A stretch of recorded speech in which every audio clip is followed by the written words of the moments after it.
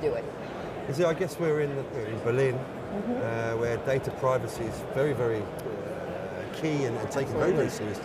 Yeah. Is there any differences between data privacy in Europe? Are you seeing GDPR?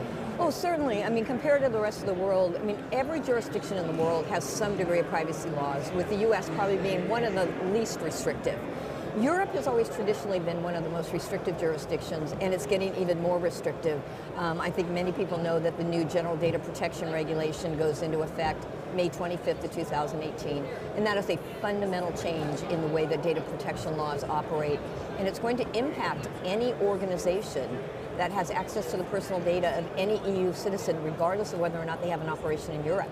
So the laws are becoming much more restriction. The sanctions are getting much greater. So if you have a privacy violation that is a substantial violation, you could be sanctioned 20 million euro or 4% of your annual global revenue.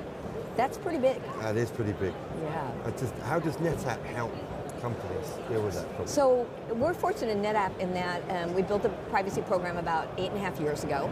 We never went a US-centric route. We always went the global route. So we looked at the data privacy laws in every jurisdiction in which we operate. And the way that we built the program was taking the 3 most restrictive jurisdictions. So we looked at Germany, we looked at Hong Kong, we looked at New Zealand, we looked at some others, and built all of our policies and procedures and processes and our entire program around the most restrictive laws. And we have in place what's called binding corporate rules, which is considered the gold standard for data privacy compliance. Less than 100 companies worldwide have that, less than 10 in the US. And we have been recognized by data protection authorities as having that model of excellence. So what I get the pleasure of doing now is I'm actually flying all over the world to work with our customers and our partners to share how we built our program and the fact that privacy and security are not the same thing. And when companies think that by building world-class security and having encryption and firewalls in place, they're addressing privacy. And I tell them it's not the same thing. It's totally different. If you don't address privacy, world-class security is not going to help you. Do you think, I mean, data sovereignty is a big thing.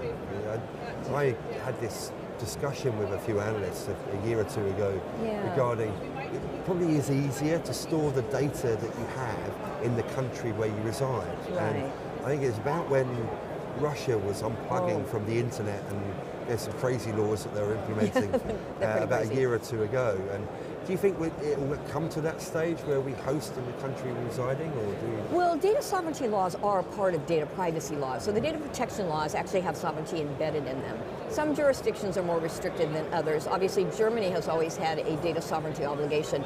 Canada has always had one, Hong Kong, South Korea. So there's a number of jurisdictions. The data sovereignty